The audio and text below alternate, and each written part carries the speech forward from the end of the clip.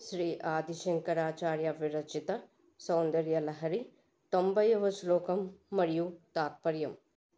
దదానేందీనేభ్యః శ్రియమణిసమాసానుసదృశీ మమందం సౌందర్యప్రకరమకరందం వికిరతి తవాస్మిన్ మందారస్తబకసుభగే యాతు చరణే నిమజ్జన్మజ్జీవః